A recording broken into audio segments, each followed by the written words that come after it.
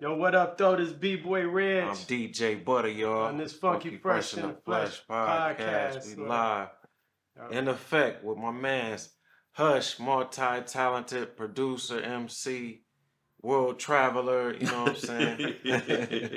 We got Hush in the house, y'all. Yes, sir. Hush is yes, coming, sir. Man, thanks for coming through, man. Man, I love y'all. So I'm I'm a what do they say, like, long time watcher, listener, whatever you want to say. I don't miss an episode. Appreciate I love what y'all do, man. I'm thankful for having me. Thank you, I appreciate it.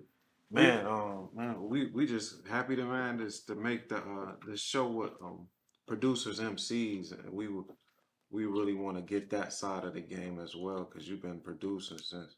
Yeah, since 95, 94. Yeah. Man, tell everybody, man. Oh my God.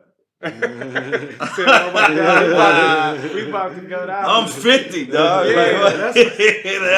You is hip hop. I don't know if I remember it. My brain is fried at this point. Shit, I'm almost there too, What you want to know? What you want to know? Man, everything. Man, talk about growing up in Detroit, man. You from the east side of Detroit. Oh yeah, I grew up in Coney Gardens. Okay. With Dilla, Tracy, T3. Okay. We was little kids, just my mother went to Pershing. Oh, all right. Okay. So I grew up right there, 6 Mile Ryan, by Buddy's Pizza over there on the east side, and lived with my grandmother over there, me and my brother, my mom and dad, and man, that was like those are some of the best times of my life. Right. I always say it, I'm sure we all say that, when we were kids, just living free. Right. We didn't have to worry about nothing, like, it's funny, I was just telling somebody recently, like, everybody worried about COVID and all this other stuff. I'm like, man, I remember being in the swimmobile. Yeah. Like, you trying to tell somebody about getting in a truck with a bunch of nasty water and a bunch of kids in a garbage truck of water, dog. Like, dumpster, basically. when we had the real bad thunderstorms, we used to just sit on the street next to the gutter. Right. You know what I mean? And just let the water flow over us, whatever. And like, man, they worried about us catching the flu. Right. Man, please, like, how much stuff how much bacteria we was exposed to as kids. Right. But man, those are some of the best times of my life. I actually have a picture of that house that I grew up on Ryan, in a black and white canvas in my house, just so that I let my children remember along with me. Sometimes I take them by there, we shot videos by there or whatever, and just to let them know, like, hey, this is where I come from. Right. And it's that way I never forget, because I feel like a lot of times when you're in this business, depending on how much success you have or whatever, sometimes the business can stray you away from that. Like, you may use it as a selling point. Oh, I'm from Detroit, or I'm from the East Side, but to really just be ingrained in it and remember it and to never forget that, it humbles you. Yeah, it keeps you grounded pretty much. Yeah, it's crazy because me and I did a documentary with T3. We was trying to do a documentary with him a long time ago, and we went back to that neighborhood, and I was like, did you know a couple white boys lived over here or whatever? And he was like, yeah, Danny and David. Like, yeah. I was like, Danny. Wow. We didn't even know it. Our whole time being in the scene, we never knew that we grew up blocks away from each other, and they played in my yard. We had the biggest yard on Ryan Road, right? And my parents had always made sure that we had, like, all the baseball mitts, all the bats, all the balls, all the basketballs, all that. And we would go up to Jane Field, and we would steal the bases. Right. And bring them back to my house and set it all up. Everybody played in my backyard. Right. And, and he was like, and then we ended up going to Buddy's Pizza and running into, like, all our friends from when we was growing up. Right. Danny, Tracy, we was like, this is crazy. Man. And so, so I lived over there for the longest. At some point when I was in my teens, my dad became right before he became a Detroit cop, he had moved us out to Mount Clemens. So I was out there for like 3 years, right as high school was starting around that time.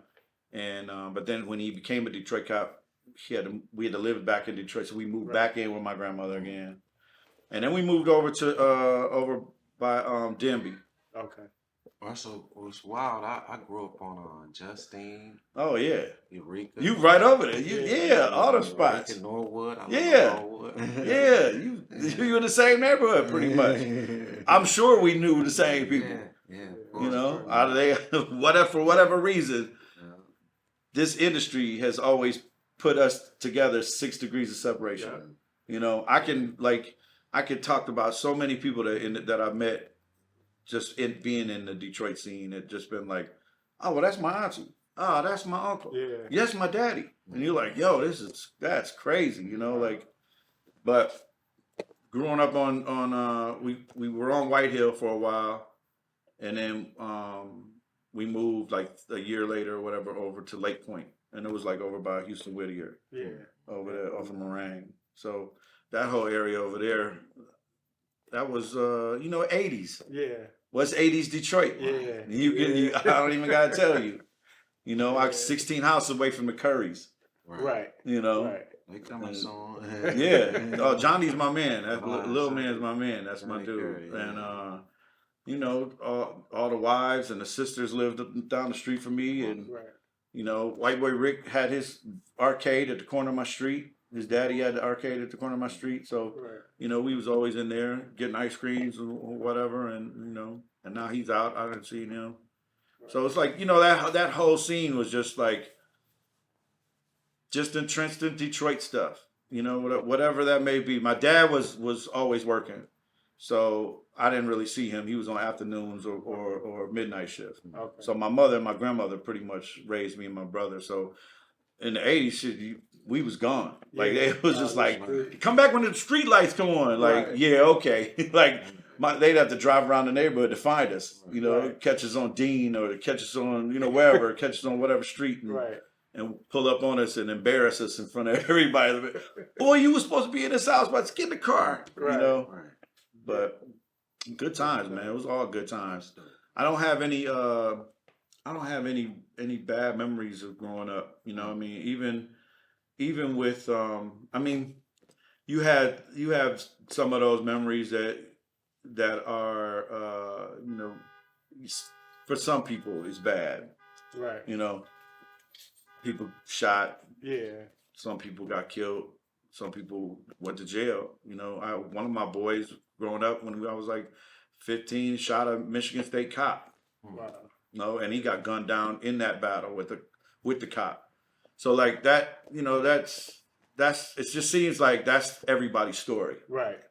But I don't really talk about that much. You know what I mean? I like to talk about the good stuff. Right. You know? It seemed like then it was dangerous, but it was safer for younger kids at that time. Which is so ironic to say. Yeah, because we was able to play and have fun. It just seemed like it was more dangerous for the teenagers and young adults. Yeah. Based on what you were into at the time. Yeah, I mean, plus look at them kids that was with the YBI. Yeah. Yeah. Them kids was like 9 years old. Right. All them little kids that was running around with Butch and them, like they was 9 years Teenagers, old 15, with Max Julian's 14, on. yeah. But that was hip hop to me. Yeah. That made me want to have a Max Julian. Yeah. I ain't gonna When lie. I was 12 years old, I had one. Man, what? I was 15, 16 and seeing Rakim and them with the follow the leader coats. I was like, I want that. I want the gazelles, Right. the 950 ones. Yeah. Like I want, you know, ponies. I want Right. all that. You know. That's dope. So that's just a typical Detroit life. Yeah, Right. It was heavy. It was Run DMC land out here. It was Yeah. Fresh Adidas Fest. all Bro, day, it yeah. was. Yeah. It was. Levi jackets and all that. You know, even like PE was rocking them Wranglers. Everybody Yeah, had yeah. on Wranglers. Yeah. You couldn't be caught dead in a pair of Levi's, Wranglers all now. that. So when did you start actually rapping, or which one did you do first? Were you producing, rapping, or kind of both? So I started rapping when I was like 12. Okay.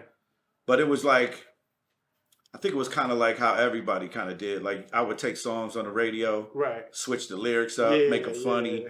you know, that kind of stuff. And then Right. I'd be in school and get caught, and then the teacher make me rap in front of the class. you know, doing that kind of stuff. Right. So what was the first hip hop record you like gravitated to? first one was Planet Rock. Yeah. Planet Rock. Even though, I mean, it had lyrics, but it was more the beat because I was more in. I've just always been more into the beats when I was at that young, like even like Reckless by Right. Ice-T. Yeah. And you know, I told Ice, I tell Ice this every time I see him, like Reckless made me want to rap, like rap, you know. Right. It was to me it was. When looking back now, it's not more advanced than the Message or something like that. The way they was rapping, their Right. flow, their cadence, whatever. He was so gangster. But it was just something about it. It was just so breakdancing. It was so breakdance heavy to me. You know what I mean? Because of the beat. Yeah. I think Chris the Glove did the beat. Yeah. You know, and that track was just amazing to me. Right. And my dad worked for Chatham Supermarkets. Oh yeah, I Then. remember. It was like Chatham, the grocery store in the hood, right? And I started breakdancing, and I told my dad, like, can you bring home some boxes from work? Right. My dad was like, for what? Like, what are you gonna build a clubhouse? Like, you know, he said that. I was like, no, like we break dance on them. Right. And my dad was just like, whatever, you know. So he used to bring me a bunch of boxes on them, and I went to Catholic school at the time in Hamtramck, and I used to take them there, and my teachers would let me like put them on the floor in the community center, Right. and nobody was breakdancing except me. Right. And then I started breakdancing, and other people wanted to breakdance, and then I wasn't teaching them how to do it. Because we was kids, but they were just doing a style of it or whatever. Yeah. And then next thing you know, we all breakdancing, and now we having talent shows there. We're having school dances. Right. They never had school dances before at the school. So, you know, but it was Ice-T's Reckless that made me want to concentrate on being like, okay, instead of doing these parody songs, write my own. Yep. You know, so I started out taking his lyrics and wrote all his lyrics out. Yeah. And then I would substitute his words the same way that I did the parody stuff, but say stuff that was a little bit more, you know, rap style that's dedicated to what I was doing with my friends or whatever. And then, and then from that, I just kept on doing that and doing talent shows and talent show here, talent show there. Didn't get into beats until 94. Okay. And I was at a friend's house, and they had an Ensoniq EPS 16, and it was like the precursor to the ASR 10. Right. And it was actually the last year that they made this certain model, because they were discontinuing it, and that's when they were upgrading it, and then they created the ASR 10 from it. Right. And so I learned everything on the EPS 16. I knew everything because my boy would just have it in his room. He had records galore. You could sample, you could do everything. He showed me how to do everything. And his mom bought him this keyboard, and he was just lazy with it. And I was like, dude, just let me take this home. Let me this is what I want to do. Right. So he let me take it home a couple times. And then finally it was like, you know, I want to get my own. So I went to the spot called the Music Box. It was way out in the burbs, and this dude Mitch, who owned it, he was like, they don't make the EPS 16 anymore. That was last year. They made a new version of it. It's called ASR 10. And I was like, wait, he was like, it's right here. And it was like one of the moments like, like Savannah White. Dog, it was like, you saw glow around it and all that. I went up to it, and I started making a beat in the store. Oh, wow. And he was like, are you going to buy this? Like, I said, yes, I want it. And so he was like, all right. He goes, if you buy it, you can come back, because they didn't come with any sounds in it. Okay. You had to create sounds. But they did come with discs that had the sound, grand piano and synthesizers and, you know, like choir drums, you know, but you had to sample and create your own whatever, the same way you did with the EPS 16. Right. But he was like, yo, if you buy this from me, you can always come up to the store and just copy the discs. Okay. You ain't got to buy any of these discs. I got a whole library. You can just come up here and just buy the blank disc and just bring them up here and copy them. Right. And I was like, sweet. So I came up there and spent days up there, and I copied his whole library. How much was the board at the time? $2,500. Yeah. Yeah, And it was how a long lot. were you? I was 22. Oh, okay. 22. All right. I Yeah. was about to Everything say- before that, Yeah. everything before that was DJs in the neighborhood Yeah. playing instrumentals. Right. And that was pretty much it. You rapped over everybody's instrumentals that came out. Right. And for me, most of the stuff I gravitated to rap over was all gangster stuff. It was Right. all West Coast stuff. Right. Like anything NWA related, you know, I might even I mean, sometimes I do like, because Peter Piper is so gangster. Yeah. Like yeah. Suck MCs is so gangster. Like Yeah. I don't care what nobody says. It might be a real East Coast Run DMC beat, but it's something about those drums. No, It's so crispy. Like That era of production, East and West Coast, it was simple, but it was hard yeah. back then. Because Suck MCs made me actually want to rap. Like before I would imitate, like you said, copy. But Suck MCs made me say, okay, I can rap like this. And that's what did it. So Yeah. that beat, like the way they was hitting the beats and how it compared to the West Coast at that time, that era, it was all somewhat similar. Yeah, Larry So, Smith was yeah. on something back Yeah. then. Yep. Like all that stuff Larry Smith did, Yeah. even the Rick Rubin stuff was Right. incredible. Yep. You know, like that, and that's kind of like I think for us, that was the only outlet that we got to hear for some reason. If you paid attention to what was going on, it was Larry Smith, it was Rick Rubin, Yeah. you know, anything out on the East Coast, you know, even like rapping over like the Slick Rick stuff, Right. anything with them shakers in it. Yeah. It like seemed like everything had one of them shakers on it, Yeah. you know. But then, you know, I liked all aspects of hip hop though. Like I loved the Kid and Play stuff. I loved all the fun stuff. I loved Hammer when he first came out. Right. That Let's Get It Started. That was fire. Yeah. I mean, you a b-boy. I mean, you. Yeah. So it's like you gotta. How do you not like everything? You know, like if you're a b-boy, you tend to like anything that's got something that drives you to get on that floor. Yeah. And it's like, you know, so, but at some point you got to come off that and transition into other things. The And elements. if you love it, you love the elements of it. Like I can draw, Yeah. like I can do graffiti, I can do all that stuff. I did all that stuff. Got caught doing that in school. Got caught doing it in the neighborhood. Like cops whipping up on me. Like, Right. you know, oh man, I could tell you stories, dog. Like, yeah, getting in trouble, spray painting whole walls, and then the owner making me having to pay to have his whole side repainted, you know, because I got caught doing it. And Man, remember when Cruiseville Productions spray painted the whole city? Dude, off the freeway? bro, they had the city on lock with that shit. They got fined, didn't they? Yeah, Like yeah. a couple $100,000. They got caught big time. Yeah. They had to pay a lot. Man, Right. that was their promotion. Yeah. It was crazy. Yeah. They said, fuck a post. It's like how do you think you're not gonna get in trouble for that? Like you putting your shit on everywhere, somebody gonna come back Yeah. like, It wasn't like you want to explain vacant your property, advertising like- Right. Yeah. marketing strategy here, because That was crazy. you fucking up our city. Crazy time, man. But now look at it. Now look at what it is. Right. Look how embraced Yeah. our city is when it comes to how art is. Yeah. It's crazy to have that whole shady records mural off the boulevard Yeah. with Conway and on there. Right. That would never stay up Right. a whole summer. That's been up there for years. Right. Right. Yeah, that's crazy. I mean, we had that. You know what was funny is we had. I don't know if you guys are familiar with Shepard Fairey.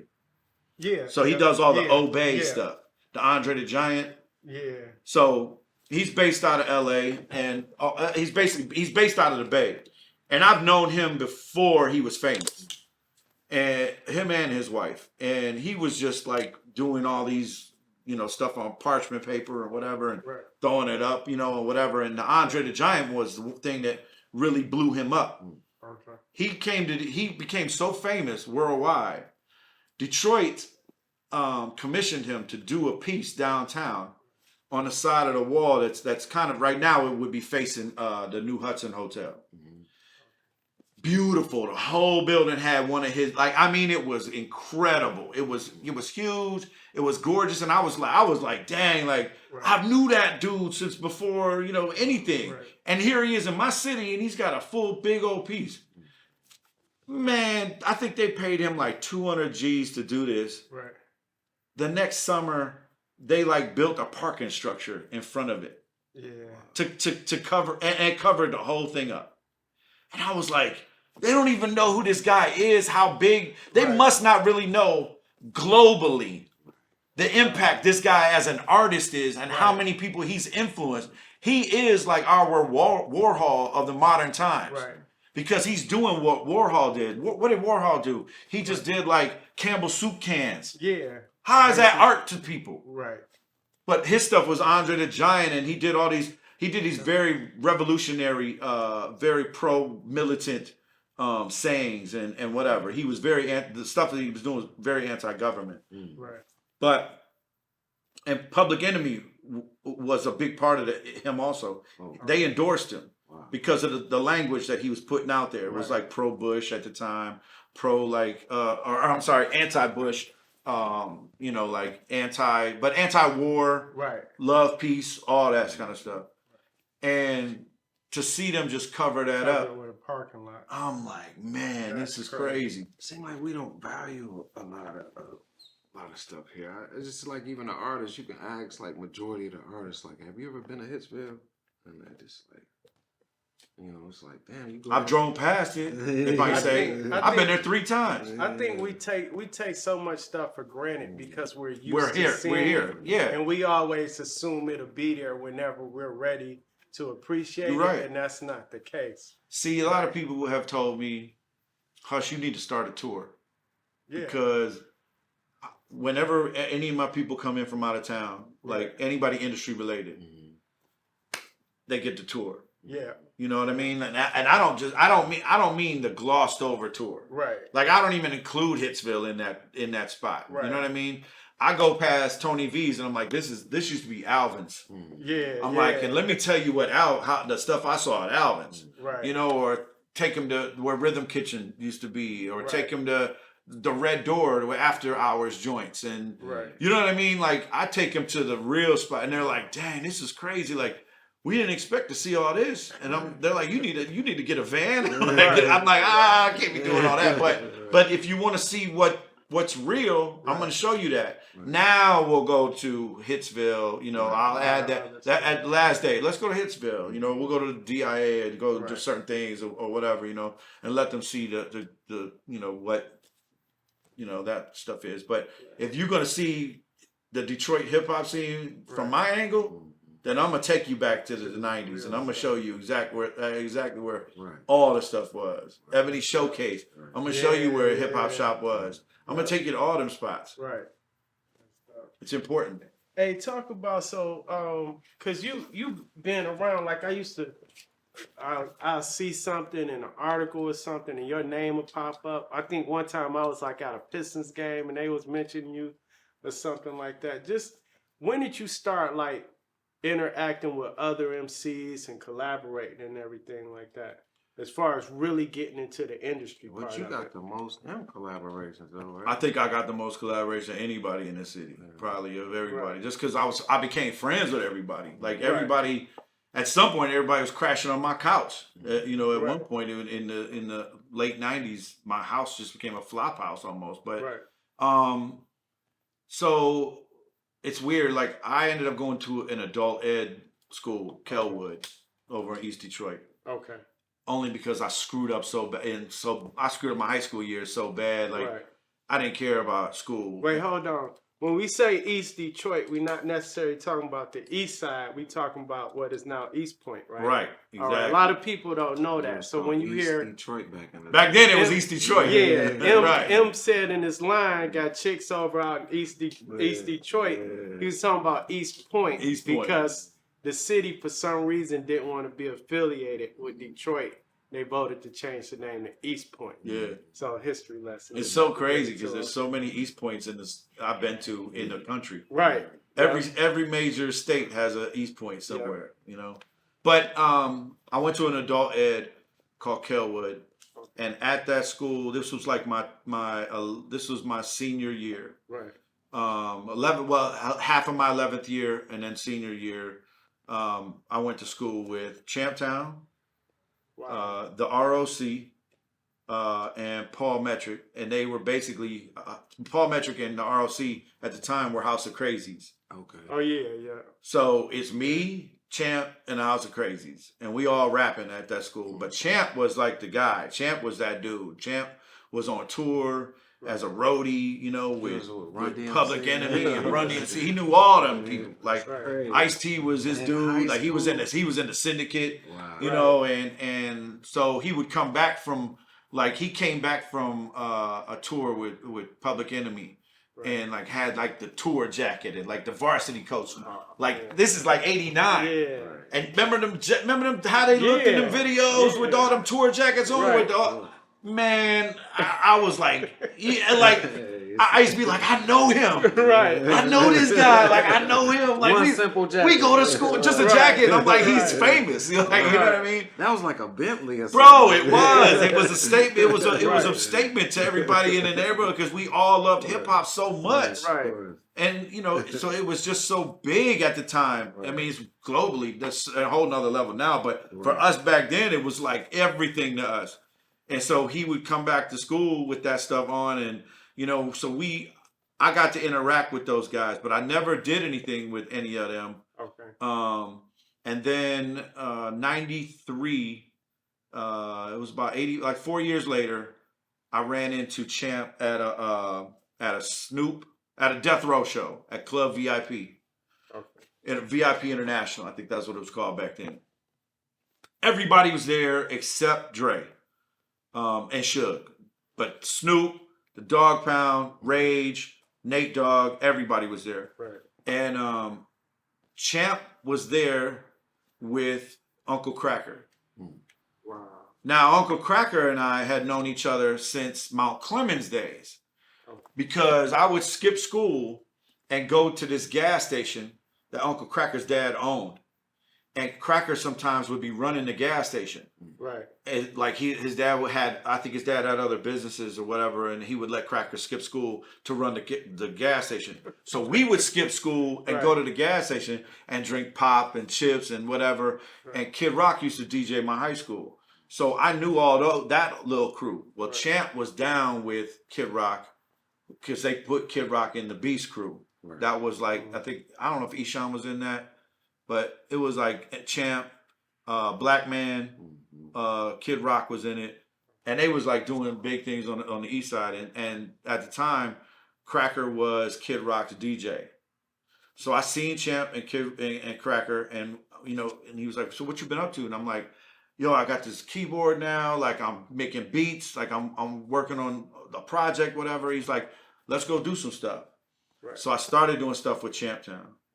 Then that it's just weird. It's just how things just explode after that. Because after that, through that interaction with Champ, I met Uncle Ill. Okay. And Uncle Ill and I ended up forming the Ruckus together. And then through meeting Champ's producer, which I had a group called the Ruckus before Uncle Ill. It was me and this other guy, but this other guy wasn't serious about it. Right. That guy he was rapping or whatever, and his producer was the same as Champtown's, this dude Mannix. Okay. And when I went to meet Mannix, I met M. Okay. So and M lived blocks away from me on Novara. Right. So we all had the same friends. One of my best friends lived across the street from him. Right. And this girl lived across the street from him also that I knew, and that was kind of like in our little crew.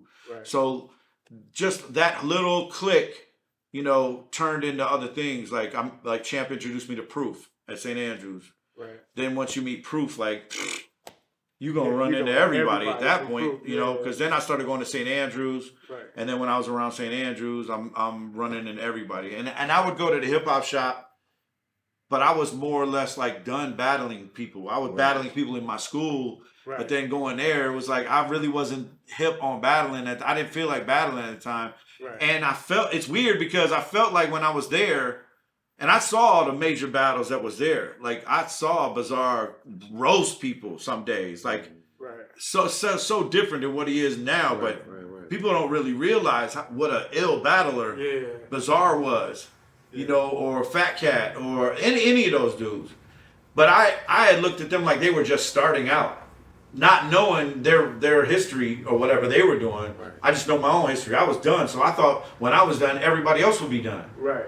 Really, they just had it on another level than what we were doing in school. They took it to to the shop, and it was on some whole other thin stuff. Right. So I didn't really battle. I would just go there to watch and pay attention to who's my competition. Right. And that's kind of how it was. But then the competition became my friends. Would you have physical records out around then? No. I think a year later. Right. Okay. A year later, Ill and I put out our first album, Okay. Quiet as Kept. Okay. And we put that out independently. And we sold like 5,000 CDs out the trunk. Wow. That was the compilation joint. No, that was the first album. Then we put out the compilation, Right. which was what was the name of that? Best Kept Secret. That was dope. Yeah, because that's the first time Bugs ever really got put on anything. Wow. Because he had These Streets. Yeah, that was The House Shoes did. classic. Dude, that is a classic. Super classic, man. That's another guy. That dude, man. That dude was Bugs flopped at my house, bro. I got stories. I remember going over there, Bro. and Bugs and him was there, and you making beats. Just see y'all. It's just like when I see you there making beats, I'm like, oh, these guys are real b-boys. Like, Yeah, man.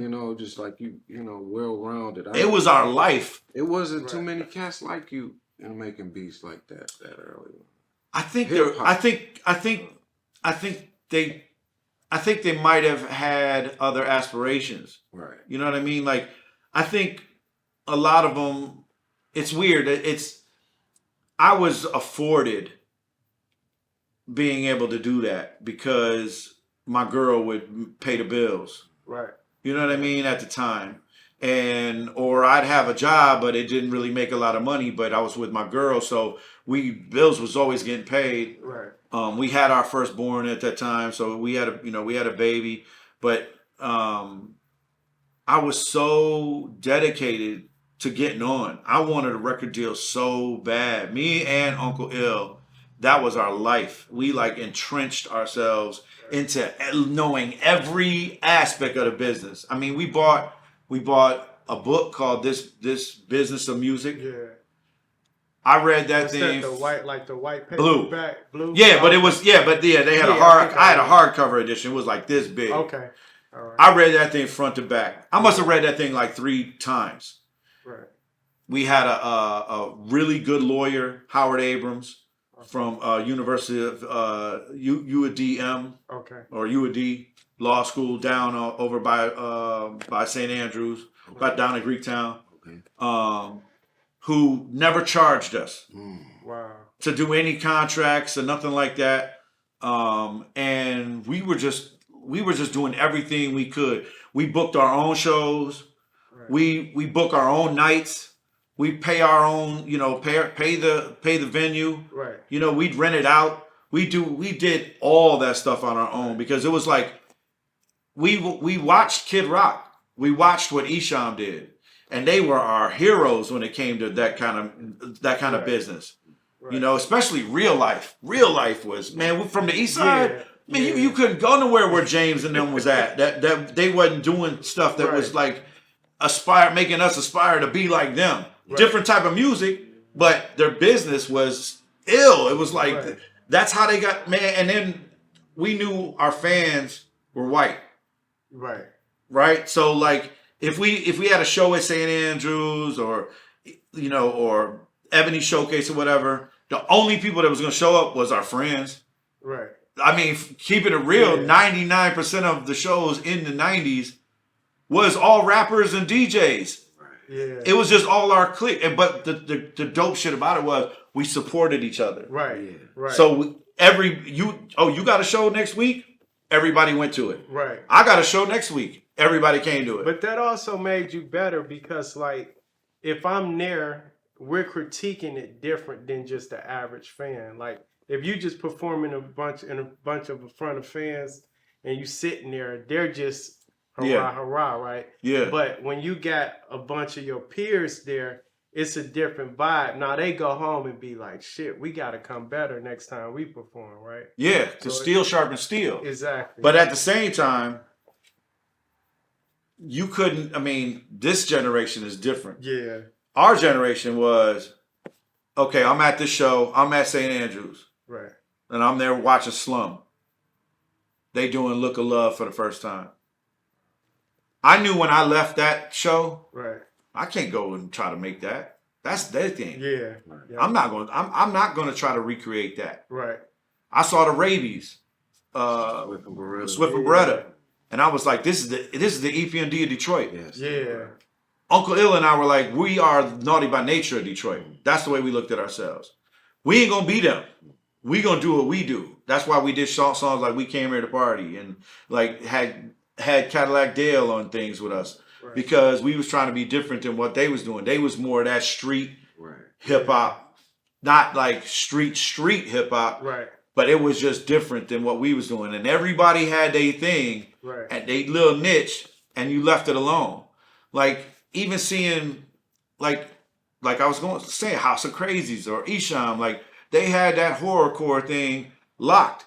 But they still, Esham didn't sound like horror, didn't sound like House of Crazies too much to me. But too, it seemed like back then that the East Side was pressing them on records and stuff. It was like, yeah, we had Archer. You had stuff to choose from. We had a pressing plant. Yeah. Right. On the East Side. Yeah. How could you not utilize that? Right. You know, every store I go to, I see at the Ruckus. Bro, we were really. It may seem like we were so like hot on that, but at the time it felt like we weren't doing enough. Yeah. But we had got a deal with Federation Records, which was Mark Kempf and Rico and DJ AMF, and we put out episode 1. Which had Eminem for the first time on any record saying Slim Shady. He had never said that on the radio before, or on a record. He had never said that before. So we had him on We Shine, which was weird because we had Proof and M was in the studio with us that day, and Proof had to leave, and Proof was supposed to rap on the We Shine beat, not M. Wow. M ended up rapping on the We Shine beat. And Proof ended up rapping on the beat we actually had for M. Crazy. And I still have that. I ain't put it out yet. But I still got a vocal with Proof that his mother, before she passed, Pepper told me, like, she was like, you gotta put that out, Hush. I want the world to hear everything my son's done. Everything. Wow. So I talked to a lot of people. I talked to Super, and I talked to Swift, I talked to Conniva, I talked to Bizarre, I talked to Denine, and asked them, hey, look, I got, respectfully, you know what I mean? Right. This is my guy, but and Bizarre and Denine didn't want nothing to do with it, and I respect that, that's they just let it go where it is. But I've got a vocal from Swift that's for it. I think I got something from Super that's supposed to go on it, and I think I got something. I might have something from Conniva. Might have put a verse on it too. I just haven't done anything with it, but it's going to come out this year. I'm finally going to do it. I think we're going to put it on this new project that I'm working on. But, like just knowing everybody from, this person to that person, you just gravitate to so many people. Well, too, y'all was pressing up records. People like gravitating to y'all a lot more, too. It was like, it's not just freestyling and ciphering. It was like, okay, y'all were Federation. I remember Bugs wanted to sign before he got killed. Yeah. He was like, Bugs just wanted to get on. He didn't care. He didn't care what it was. You could have had, Gutter Records, and he was like, But that was the I'm on it. It was the professionalism. Yeah. Learn the consignment. Bugs would have signed 6 record deals in a week, and all 6 companies would have had no clue about the other one. And later on, 10, 15 years down the line, they would have found out and been like, man, George Clinton style. Bugs was my. We would have been Bugs with an dude. Bugs was my guy, bro. Bugs was crazy, bro. Give us a Bugs story, man, for real. Oh man, I got so many, dude. Yeah, I know you do. Bugs used to like the days when we were really struggling, like didn't have no money, and he would come sleep at my house, where it was like me, my girl, my baby at, and Bizarre would stay the night sometimes. And my girl would be like, Bizarre can't stay here no more because I don't want that fat motherfucker dying on my couch because he's snoring and he had sleep apnea really bad. And he didn't have his machine at the crib. Bugs would stay over and we wouldn't have no money. And Bugs was like, you hungry? I'm like, yeah. He's like, I'll be right back. And he'd come back. He'd come back with like Burger King, like 4 bags of Burger King.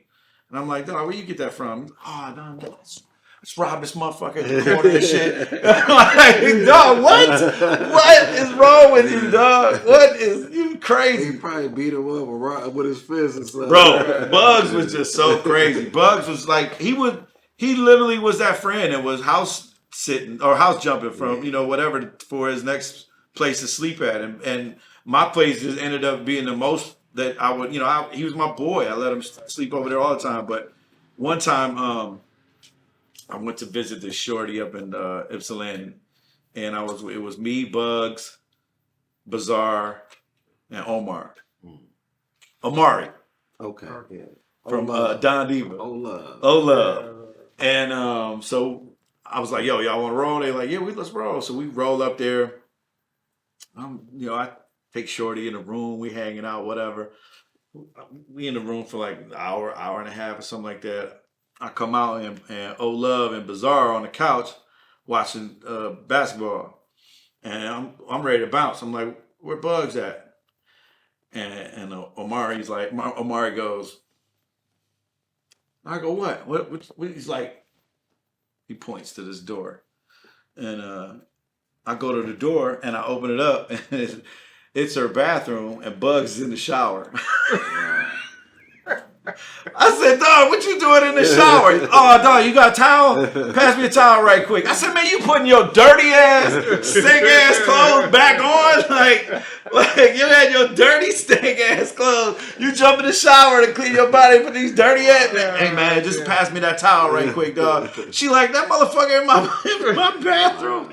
Oh, dog. I mean, we was dying laughing. Was D12 old dirty bastard. Bro, he was old dirty bastard, bro. But that motherfucker could spit. Yeah, he was the greatest. Bro, he was the best freestyler to me ever. Like I probably have I know I did 3 records on him, and after he passed, I tried to find out from his brother or his mom, like if he had left the masters anywhere, because I think he had did it at Mo Master, but we could never find the masters. Right. And anything that I got, it was on a tape, and it's grainy. It sounds like shit. I could probably put it through a mixer or master it, remaster it somehow, and bring up the levels on it or whatever. But the shit that we did was super ill. It was like right around the time I was doing stuff with Paradigm, and the stuff that I was doing for Paradigm was crazy. So he was getting a lot of B beats that Paradigm wasn't picking, and that he had heard as I was making them. So he was like, well, if Dime don't want this, I want this. So then I would ask Dime, and Dime would be like, yeah, I'm straight. And then I would give it to Bugs. I know that I think his cousin, his cousin who had got killed. 50 Shug. 51, had Shug. Rest in peace, Shug. I think he had put some of that out, but it didn't get put out like proper. But yeah, man, that was Bugs was my guy, man. I mean, when he passed, I asked his family, could I do the a benefit, and I think we raised like $8,000 to help the family with the funeral and all that stuff. We should keep doing that. So just to keep, bringing the family out. Every year, I'll pull a picture out of him when, either it's his birthday or his, the day he passed. Just because I don't think that people, I think time has passed where people they don't mention it as much anymore. Maybe just they're busy. I don't know what it is. People's life just happens. You know what I mean? And that day might pass, and then they're just like, oh well, I forgot, so I'm not gonna post nothing now. And I've been guilty of not being able to do it every year. And when it comes around time, I've got something going on, I forget. But if I do remember, I always will put up something nice about him, because he was a wild dude, but what he did for me as a friend, him and Proof, rest in peace, both of those guys helped me lyrically. Right. Like they really. There's a confidence in them boys. Dude, let me tell you something. Them guys, confidence out of you, bro. Them dudes was fearless. Fearless. Proof was fearless. He didn't care. He rapped about anything. I don't care. I'll rap about Lois Lane, and I'm gonna rap the hardest street shit ever. Like he was just a chameleon. But if you knew Proof, you knew he was a chameleon anyway. In real That's life, who he yeah. was, right? Yep. So, you know, sometimes he would be at my house staying the night, and when he had Motor City Records, when he was with them. Yeah, and so he would come to my house and bring me T-shirts and stuff. 4 o'clock in the morning, 5 o'clock in the morning, and you know, baby waking up, whatever. He'd be waking the whole crib up, and then we sit there and what you working on, Hush? What you working on? And I would just pull out like, you know, a notebook, whatever. Oh man, just you know, let me read it. Right. And then he would read it, and it's like he was proofreading, like the master was, you know, the teacher was proofreading it for me, and he would be like, "No, don't say this part. This shit's whack. Get that out of here. Right. Oh, this word. Everybody uses this word. You know." So he was helping me get to the level I needed to get to as an MC, because he knew just through conversation, him and Bugs. I used to tell him like, and it's not corny, but it was just like, man, I want to be the greatest lyricist ever. Be talking to them like that. You know, we was talk out loud. I mean, I want to be the best MC ever. And they'd be like, man, well, you know, if you're going to do that, like, you know, you got to like do something else. You got to get away from the ruckus and do some solo, reinvent yourself, you know, things like that. Right. And so I got the opportunity when M got a distribution deal for Shady Records. Me and Bizarre were the first people he came to. And he was like, I want to sign you. He goes, but I don't want to sign Ill. And I was like, why? And he was like, I just don't think Ill's on your level. Like, y'all are good for what y'all do as a group. Right. Because, you know, again, we're like the Naughty by Nature. Like, I'm the Tretch, he's the Vin Rock. It's just always been that way. He's like, but, you know, on the solo tip, I got you. And I was like super loyal to Ill, because Ill had my back. When we were pressing up all them records, pressing up them CDs, Ill was out there hustling to get the money for it. Like, and he was my man. I stay loyal with people. I don't go behind people's backs like that. And so I came to him and I was like, look, and we had 3 record deals on the table. We were in a decision actually between signing with Twism, which was Shaquille O'Neal, and Rough House. Okay. Which was Fugees. They had Fugees, they had Cypress, all that, and we had been out to LA and been to like Cypress events, and so and been cool with the people at Rough House. They always would pick the phone up in a heartbeat to talk to us. So they knew everything we were doing. So and Shaq had flown us out to talk to Twism and drop off stuff with them, and then we did a showcase for Twism here, that they came out here to see us. So we had things in the fire. Right. So I just went to Ill and I was like, look, M just offered me a deal with Shady. And he was like, solo deal? He's like, why don't he want to sign the Ruckus? And I said, dog, he just don't want you. He wants me. And he's like, well, what do you want to do? And I said, look, let's see what happens with these labels. Let's see what happens if it could pop off for us.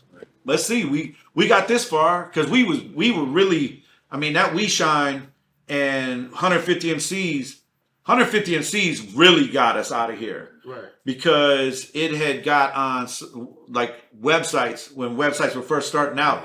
And so a lot of bloggers and stuff was talking about it. And then they put us in like top 10 lists. Right. So then labels started getting heavy on that. So that's how we kind of like started talking. Y'all was beating up the streets. Beating up the streets.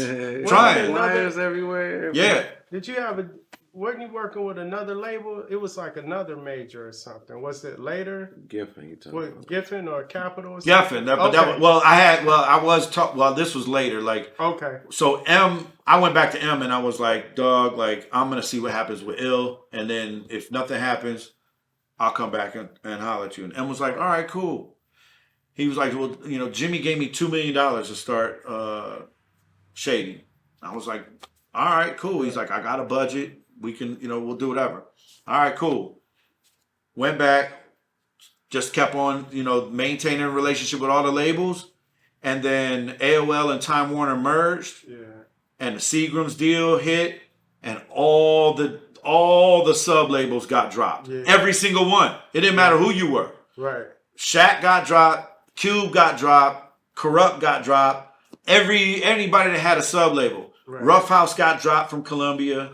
And Shaq got dropped. So it was a disaster. Now it's like we got nobody.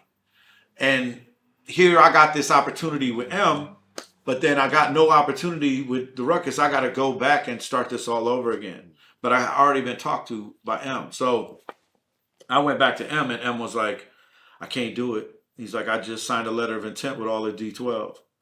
He goes, and that's going to be a project because I got to help him write the hooks. Right. And we got to get some content. We got to try to figure out, what we're going to, what the song's going to be like. And I got to come up with that. A lot of pressure on me. Right. He's like, and I can't do both. I got to focus on one. And I didn't even sweat it. I was just like, all right, cool. And from there, I started like venturing out and told Ill, like, all right, I'm going to start doing my solo stuff. Right. And so I started venturing out. The first people I talked to was Capitol. And I had a hook up with this girl at Capitol. She took me all around. She took me to all through the label. She introduced me to Dilated Peoples, who became my really good friends. Right. Because I think they had just got signed there, or came off of another label and ended up at Capitol. We hung out there. She took me to Lyricist Lounge that day. That's how I saw Beretta and them. Word. Shout out Beretta. Which was ill because I ended up in a cipher with Mos Def and Talib and Invincible. Like it was just crazy. And it was so dope because, here these are my people. Invincible and Beretta is like my people. Like, so then you see like, yo, like, then it's like I come out the audience. Right. And the girl was like, well, we was going backstage, but I didn't know you know them. I'm like, yeah, these are you don't even know who these are. These are like my friends. Like, so then I'm on set. Dope to see you put them on your album, Beretta on your album. Oh yeah. Dog. Well, Beretta's one of my all-time favorite Detroit MCs. Right. And then when I got introduced to Low from Raw Collection, like now it's like Low is like the Tupac to me, which is that's a whole nother story because eventually I got signed to Geffen. Right. But right before I got signed to Geffen, I started doing all this stuff for the Pistons. Yeah. Okay. Full circle. So now we're doing everything. I had a meeting with an executive producer at Fox Sports Net, and he was like, "Look, our ratings are shit." He's like, "We trying to do something new. You got any ideas?" And I was like, "Yeah."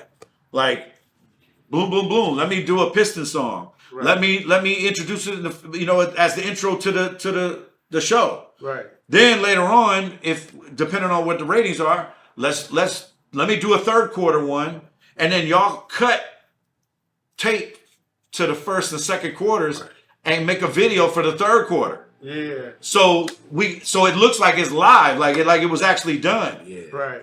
And their ratings went through the roof. Right. And to this day, that their show was the highest rated Fox Sports Net show because of that. Right. That guy ended up getting the entire, like running the entire Fox Sports Net in San Diego because of that. Then he went to start the Timberwolves doing it. Then he went to Atlanta and did the same thing in Atlanta. Right. With a rapper from Atlanta. Yeah, it's a trend now. It's a trend. We was doing it before TNT and all them was doing it. Right. So that actually helped me when I got my deal. Because when I got my deal, Jimmy Iovine was like, your music seems to be geared towards sports anthems, stadiums type stuff. Right. And he was like, we should still continue to do that. We just have to figure out how. And I was like, well, let me spitball it and try to figure out how to, because I had a band at the time. I was doing the rap rock thing. I felt like that would be the best way for me to invent myself or reinvent myself coming from the Ruckus.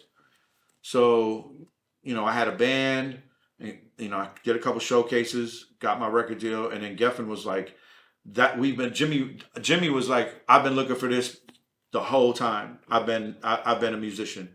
That rap's been around. I've wanted to find a true MC with a true rock band that would, could really pull this off. And, he had Limp Bizkit, and all that, but he didn't like Fred Durst. Even though Fred Durst and them sold records. Right. He just thought that Fred's not a real MC. Right. It would be doper if a dope MC You know, a real MC fronted Limp Bizkit. Right. You know, same way that like Rage Against the Machine. Rage is dope. Yeah. Right. Zach's a real MC. Right. You know, but they didn't have anything like that. Right. And it was kind of hard to tell where rap rock was going. Right. Because it was kind of like in the middle. And some days, you know, some years it was down, and some years it was up, and some years it was down. You had POD, Linkin Park, Kid Rock was out. So you had all these types of groups, and I'm the first one that they see as a real MC that could front the rock band. And Jimmy's like, we got to figure out how to do this the right way. And I did I found out that they were making a boxing show for NBC. Okay. So sports and rap, you was doing Always doing it. You did it before Welcome to Detroit City, then. Yeah. Right. Yeah. The Right, Trick- right before, Trick- way before that, actually. Trick and Oh, yeah. I mean, Right. Trick created the anthem. Yeah, You know what I yeah. mean? Because, you know, that hook M did for that was just like undeniable. You know what I mean? Tell me something. You the only one with a Nate Dogg video, right? And from Detroit. No, Obi. Oh, that's right. I had it before Obi, though. I think. Right. I think I had it before Right, Obi. right. Or we had it at the same time. Okay. M didn't do a Nate Dogg video. He didn't do Till the Collapse video. No. Shake That? No, that was Akon. Akon. What was the song he Till had? the Collapse, wasn't it? Yeah. I It don't was, think- and Nate I was don't on think Till they I had- Collapsed. But wasn't he on I don't something think else? he had a video for No, it. I though, don't did he? think he never did a Yeah. video. Yeah. We have to look that up. So you But- did, yeah, okay. Well, I mean, M was in next episode video with Nate Dogg was on that video. Right, But I mean, as far as like Oh, artists so- with yeah, Nate Dogg feature, Yeah. yeah, Obi might have had the feature before me, or we had it at the same time Right. because he had the setup, Yeah, of course. That was and that was That was ill. classic. Oh my god, Yeah, that that was so was ill. classic. And he had Maya in that video too. Yeah. I think she was the Yeah. girl. Yeah. He had the remix with Redman and Lloyd Banks. Yeah. Yeah. Oh yeah. That was so That was Nate was my boy. Nate and I became really good friends. Nate's manager, he used to manage Stevie Wonder and all like major R&B, like old school. right. His manager Rod was the shit. He would take me aside. He would call me and be like, "How's your publishing? What's Right. going on with your royalty rate right now? You know, you got this going on. You need to be doing this." He was so on me. And then Nate, it was a weird thing how that came about because Jimmy had hit me up and was like, you know, you have access now for your album. Who you want to be featured? You're on Geffen. Your sister labels is Interscope and A&M. So between A&M, Interscope, and Geffen, That was you got the plethora. But I'm on Geffen because Geffen had swallowed up MCA. And MCA had The Roots, Common, Black Star, Mary J. Blige, Dilla was- Snoop, Yeah. and Dilla had an album, I think, but Dilla got dropped from MCA before they got swallowed up. But they had his album. E-Dub was there too. E-Dub was there, yeah. So I had access. And so he was like, well, who do you want to do features with? And dog, I was stupid with it. I was like, bro, are you kidding me? I put Sade, I put Mary J, I put Gwen Stefani. Wow. Dog, I was crazy. Man, come on, bro. I'm not like, what you think I'm like? So he was like, yeah, no, that's not gonna happen. Like, we ain't gonna blow. Dog, your whole budget is blown on each one of them. Like, yeah. So he was like, just listen to your tracks or whatever you're making, and maybe you think of somebody at the time. So I had a song, Let It Breathe, and I had the first verse. It was like basically like I did 150 MCs, but it was like shouting out old school hip hop and how, you know, what it meant to. It was like telling the story of hip hop. The first verse, how like it had got locked up and, you know, like all this stuff, and it came out and it was a block party and all that, you know, whatever. But the way I did it was, you know, very creative. And I knew like it was either I could either put Mos Def or Talib or Common on it. And Mos Def wasn't available because he was shooting a movie and Common was shooting a movie. But Talib was available. And so I got Talib, and I had met Talib up at Interscope offices with DJ Quick, and so he knew who I was. And even though I had been in a cipher with Mos Def, he ain't gonna remember that. That was like back in 2000, where it was like years before that. So and he probably wasn't paying attention to me. In Common, that would have just been a simple. Well, I grew up with Dilla, and we, when I'm from Detroit, blah blah blah, and I remember, like that's just simple 6 degrees of separation. Ask T3 about me, or whatever. But he was shooting a movie, so I got Talib, and Talib I met up with, and boom, it was on. So then I asked for the Pussycat Dolls, and they said but not all of them, just pick one. So I picked this girl, Kaya Jones. She had wrote Don't Ya, their big hit with CeeLo. And then Nicole Scherzinger ended up doing the vocal on it, but she just mimicked Kaya's vocal. But so me, Kaya, Talib jumped on that joint, which was dope. But then I came to M and I was like, okay, buddy, I know you're doing production. Like I need beats. I said, but I need a verse. And he was like, yeah, you ain't get no verse. I was like, why not? He was like, you don't need me. He kept on saying that. You don't need me. Like, you got your own record deal. Why do you want me on? I said, because we're friends. Like, you know what I mean? People want to hear M and Hush back together, another verse again. He's like, don't worry. We'll figure something out. He goes, but come to the studio. So I came to the studio, played me a bunch of beats, and I just picked. Now there was like 7 or 8 that I picked. But one right out the gate, I went back and wrote to. And it ended up becoming the Hush Is Coming beat. And it was because Steve King, rest in peace, and Louis Resto were on it as well, his little production crew. Right. And they made it like a real rap rock hip hop track. And I was like, yo, this is exactly the sound that I'm going for at the time. Like guitars on everything. Right. I don't care how you do it, but make it hip hop or whatever. And M did his thing on that. And so I went to M and I was like, I want to put somebody on the hook. And he was like, he goes, I'm going to write down a name, but you tell me who you think first. And I didn't even hesitate. I was like, Nate Dogg. And he went like this. He had Nate Dogg wrote down. Damn. And he called, I don't know if he called Jimmy or Paul called Jimmy. Somebody called Jimmy. Right. And was like, yo, Hush wants Nate Dogg on this. Or my manager might have called and said, Hush wants Nate Dogg on this. And boom, Nate was at the studio, at the Interscope offices, brought his son at the time, Nate Jr., whatever. And he was there. And Inhale was at the Inhale singer. His son's rapping now. Rapping. Yeah, but he was a little kid when he brought him. It was so weird. And then he left and dropped his son off with his mother. And but yeah, Nate hung out. Nate came back to the Interscope offices because they had a studio built in the building somewhere on one of the floors. And we sat there and Nate brought in a jar. He brought in a jar this big. It was my first time, and I've been around that shit on both sides, legal and illegal. I've been around it, but I ain't never seen nobody just come in and this they own personal. And it was like that, and he brought a bottle of Hennessy.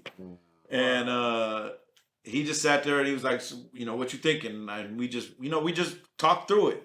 Right. And he was like, he goes, you kind of coming in the game.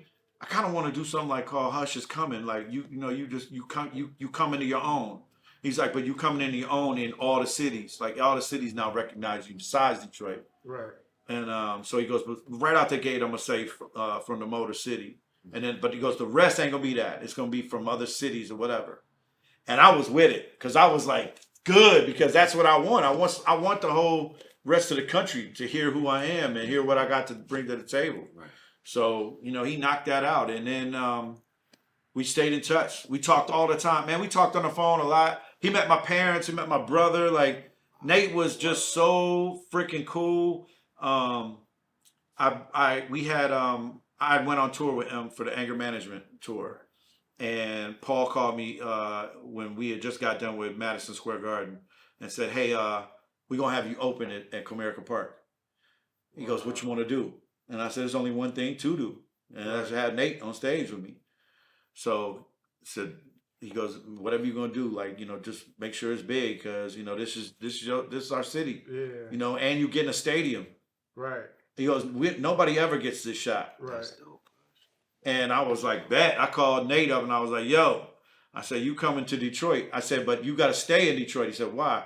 I said, because the show is on a Friday. My album release party is on Tuesday. I'm like, I need you at the album release party. Right.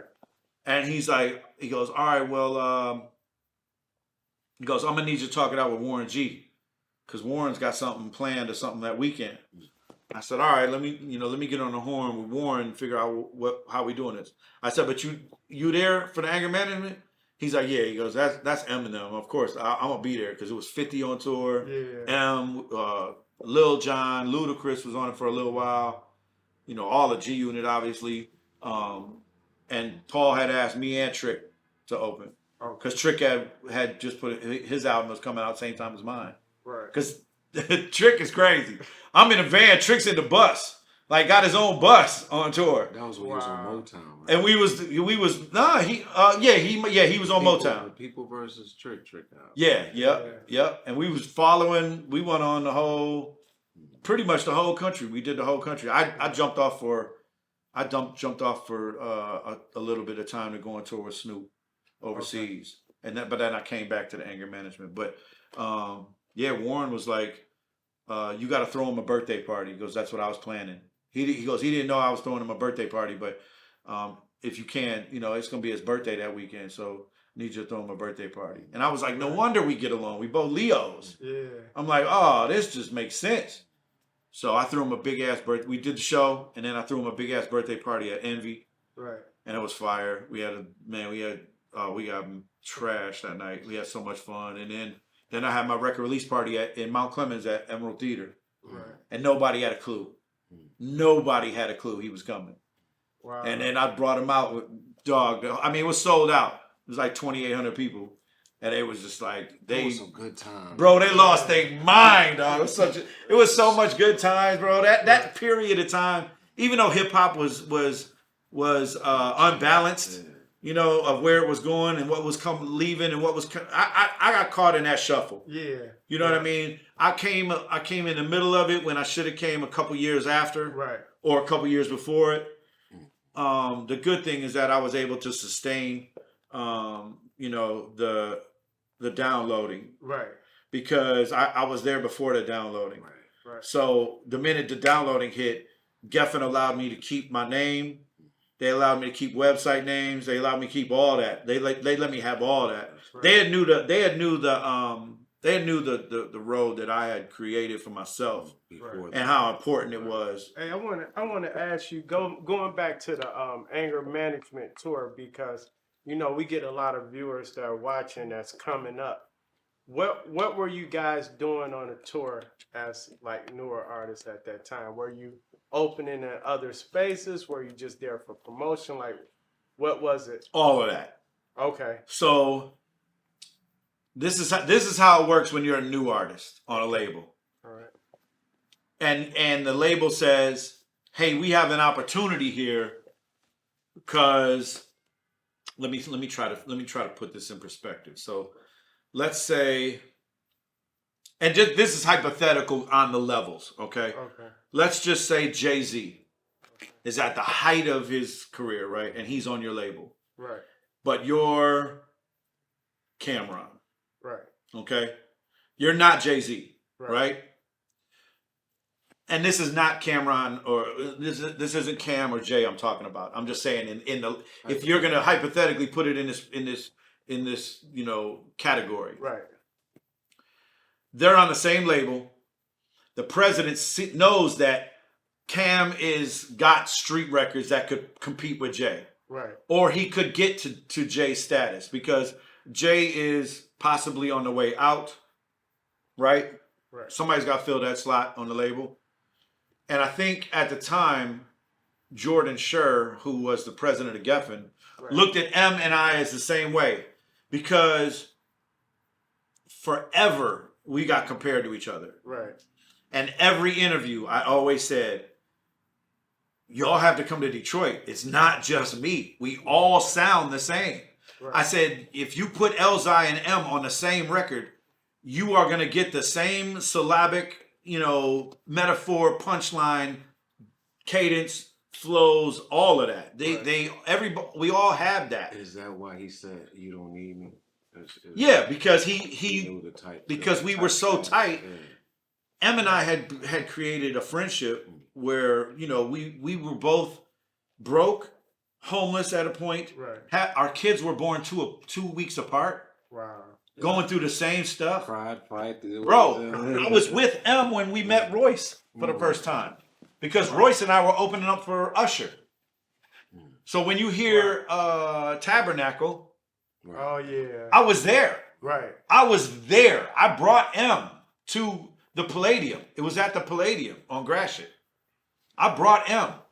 And I'll tell you what's even crazy that nobody talks about. Right. So the Ruckus is opening up for Usher.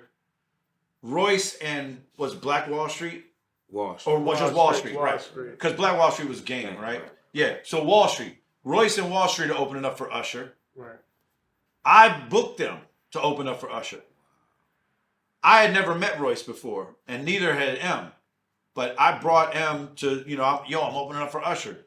That's a big fucking deal when you're Right. like, when we're in our, Yeah, of course. for us, we're just underground MCs, but I get an opportunity Was to it open up for Usher. 96 or 95? 98. Okay. Okay. I think it was like 98. 98. Yeah, Royce did it, right. 97, 98. But it was the all I do is think that Right. Usher. He was a Okay. kid. Yeah, there Yeah. was a kid. Right. I think Jermaine Dupri was doing records on him at the time. Yeah. I think it was his second album. Right. Okay. But still, it's all girls. The whole audience is girls. You got us hardcore rappers opening up for Usher, right? But I was in with the owner, so we was able to make that happen. But I take M with us, and I'm like, yo, I'm opening up for Usher. Come, just hang out, watch the show. Right. Maybe you get to meet Usher, like what, you know what I mean? Like Right. we're still fans, Right. And so he came, and Dogg, I did my set, came off. We sat in the back of the room, or just stood in the back of the room. And we were watching Wall Street, and I can visually see every aspect of this. At some point, Royce takes off his shirt, which is hilarious to me. And every time I see him, I mention this shit to him. Like, dog, you remember you took your shirt off in front of all them Usher girls? That's why M says in the one song, when Screaming Usher fans. yes, like screaming Usher fans. That's because of that night. Wow. So, but Royce says, I'm iller than standing in front of a gorilla holding a banana. I don't care what he said the rest of the song, and neither did M. Because M and I both picked up on that one line. And we looked at each other like, dog, did he just say what I, like, looking back now, it's not that ill. I mean, it's just it's an ill line, but for us, like, who was always trying to hear something new in these rappers that we call our friends or whatever, we had never met this dude. Yeah. We don't know this guy. So Keno and Royce came over, and Royce and I said hi, whatever, and M and him had said hi. And I don't know how, but M and Royce ended up talking on the side or whatever.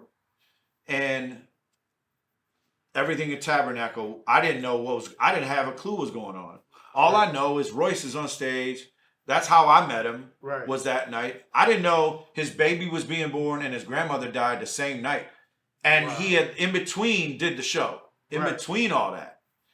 But what's crazier is Paul Rosenberg came to that, knew that I was there opening up, came to see me to ask me, should he sign Eminem to a management deal? Wow. And then talked to M for a couple minutes. M had went to the bathroom or whatever, and he was like, you really think I should sign this guy? And I was like, you'd be stupid if you didn't sign M. You'd be dumb. Like, I'm telling you, I'm like, he's our ticket out. I told Paul that. He's everybody's ticket out. This dude is that dope. He's like, I know he's dope, but he goes, I don't know. Like, there's, like, I'm just on the edge of who He goes, you really think so? I'm like, if you don't, and there was a few people that Paul would talk to, you know, Head, me, This was anybody that was close to M. This was right after his single. I mean, his album Basement Sounds, right? Infinite. This was after Slim Shady EP. Shady P, yeah. Right. Yeah, because Slim Shady EP is when I met him, because I did sound effects for that album. Okay. So like Murder and all that, you hear Right. cash registers, all that. Yeah, That's yeah. all me on my ASR 10. Yeah. Oh, I had, because I had copied them discs and made all them sound effect discs. And so Marky and Jeff and M brought me to Basement or whatever it was, or Web, Right. and do all that for him. But yeah, that's just when me and M were hanging out and figuring all that out. I want to go back to something. So you said you booked Wall Street, Yeah. voicing them for the show, but you opened up first and you let them come on after you. Did you set the order or did Yeah. you? Oh yeah. Okay. And Because a lot of people, ego is not like, a lot of people would be like, no, let them go first and we going to rock. let me tell you After. the secret. Mhm. So I would always go to all the venues and find out who the owner was. And then, you know, I mean, me and Ill would make a press kit. I mean, we really made our stuff look, I mean, I was at Kinko's all the time, like Right. making it look very presentable. I would write our bios. Right. We had professional pictures taken. We had them real 8x10s done. We did all that stuff. And then we'd put it in a packet and deliver it and sit down with, I'd take a meeting. Right. I don't even know, even looking back, I don't even know where my headspace was to think on that level. Right. Like, that's real business. Right. But I don't even know why. I just wanted us to get on so bad. I was just like, well, I'm going to do whatever it takes. And this is the way, there has to be a professionalism there. Right. And I knew that if I got on in that venue, the first thing I wanted to do was book my group with whatever else they allowed me to book for that venue. Because that's what I did, was I would go in and say, I want a hip hop night.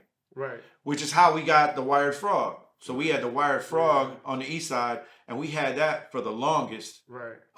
They let us do whatever. It was just an old movie theater that they had closed down. Good times in there. Man, some great times in there. So, you know, I mean, Bazaar had a record release party there. I think D12 was there. Like we had so much fun. But I would go in and get these nights.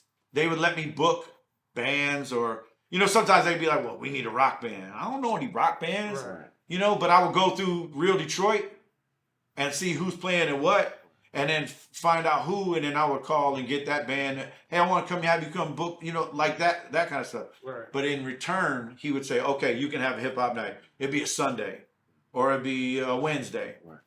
And I'd be like, I'm fine with that, because Alvin's was Wednesdays and Drew's was Fridays. And then you had Ebony Showcase, I think sometimes on Thursdays.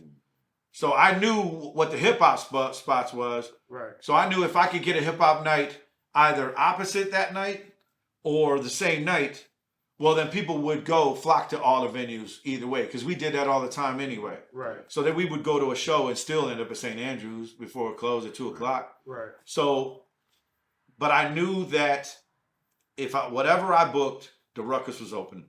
Right. Branding. Man, he was branding. Branding. That was Yeah. smart. But the best thing is, opening is you make it hard for people to walk after you. And that's the way I looked at it. Me and Ill had a tight stage show. Right. And I was like, I know we go on and we do 20 minutes, half hour, 15 minutes. Man, it'd be hard for somebody to come after us. So, any show, we first, right out the gate. Right. We gonna shut this bitch down. Like, that's it. We gonna wait till very last second to go on. Right. But we first, right out the gate. I mean, sometimes it backfired. You know, sometimes the owner would be like, look, man, like, it's a kid show. This shit got to be over by 11. Right. Like, and it's 9:00. Right. And you like, damn, like, I want this place to pack up. And I don't know if these people know that it's a curfew. Like, we have to shut it down at 11 or midnight. So it'd be nobody in the audience. And we like, fuck. Now we got to go out there in front of 16 people. Right. But the one thing I learned is none of that matters. It really doesn't matter, because before I got my record deal, I did 2 sold out shows at Alvin's Right. on my own in one night. It was so packed in there. They had to usher half the audience out after we did our first show. I did an hour set. It was so packed, we had to usher half that crowd out because there was a line all the way to 94. And we ushered them in, and I did the show all over again. This was Rose's Razor Blades record release party. It was a good times with Bro, that's a solid album. Bro, it was so much fun, and then the second show was even better than the first because I was relaxed at that point. Yeah. Then I'm seeing all my friends there, and they all like geeked up, and everybody in the city, it all came out for that. Vinyl out. Bro, I had vinyl, I had shirts, I had merch, I had TV screens on the stage. I was getting ready to leave to go to LA. So it was like everything was perfect. So then after that. Wait, hold on. Did you have a manager at the time, or were you just in tune with the business aspect of it? So I had a business manager. Okay. But he was an investor. Okay. Who didn't want nothing to do with the music business. Right. But I sold myself to this guy and said, look, because he was getting ready to dump all this money into this other artist that I was making beats for. And I felt bad because I did a whole album on his boy, and then his boy was the first one. I did a whole album, right? 10 beats, $100 a piece, $1,000, boom. This next guy, he did 12 beats on that guy, so it was $1,200. Paid me cash, sweet. That's cheddar. Like in the music business for us here, bro, we didn't ever get paid for those shows. We got paid for nothing. You lucky you sell a shirt. Right. But then his boy come to, he's like, yo, my boy wants you to do his album. Right. All right. I did 12 songs on him and charged him $900. Okay. So his boy comes to me and he's like, yo, you charged me $1,200. Why you charge my man $300 cheaper? I should have got the deal. And I didn't even realize I did that. Yeah. Right. And I was like, you know what? I didn't even realize that. So I went back to my man and I was like, hey, yo, I need that $300. And the business manager was like, I need to meet with you. I want to meet the guy who's arguing with me over $300. So you were saying he wanted to meet you because he was like, I want to meet this guy who's arguing with me on the phone. Because I was like, man, I need my fucking $300. Right. You don't even understand. That $300 gives me diapers. Blah, blah, blah. I was fucking heated. Right. He was like, I need to meet you. I need to meet this guy who's arguing with me over $300. It's $300 fucking dollars. It's nothing. I go, if it's nothing, then pay me, motherfucker. Like, it was heated. Like, I showed up to the meeting with a pistol and everything. I was like, I was on one that day. Sat down with this guy. He didn't know nothing about the music business or nothing. The only thing he knew was that he owned a security company that provided security for the 8 Mile movie, for the set. Right. And he watched that and thought, maybe if I could find a rapper, I can get built up to enough to where we could make some money off of this. Right. And so he was like, let me ask you a question. All this arguing we've been doing. He goes, I just realized something. You're the one with the name. This guy ain't got no name. Why would I put money into this guy? Why don't I put money into you? Wow. You're the one who knows Dilla and M and all these other people. Why don't I just put the money into you? And I was like, yo, look, I'm not here to take my man's deal. I'm not for that. Because I don't want my man. He's like, man, fuck that dude. I don't even know that guy. Damn. He's like, I just know him off the strength of this other guy. He goes, really? I don't give a fuck about this guy. You know what's so wild is it took that for people to want to start investing. Prince Vince and all those guys. Oh yeah, they didn't have that. Bro, they didn't have none of that. Clean slate. No, they get somebody invest and the guy get killed after the album come out. It was so much of that going on. Dude, it was so much of that stuff going on, and I learned from all that. So all those hip hop nights and marketing and putting up all led to that meeting I had with that guy because I knew how to sell myself. Right. Like, look, this is the strategy. If I put this budget together, I can do this, blah, blah. And my man picked up on that. Oh, right. He's just not some dumb person. This dude's like, he's got a budget in his head. Because I've been planning this my whole fucking life. Like, we're at this point. Right. So he was like, let's start tomorrow. Bet. He put me on a $500 a week salary. He gave me my $300. And then he said, you have an unlimited budget. I trust you because it's you. It's nobody else. It's you. You're going to know how to spend the money. Right.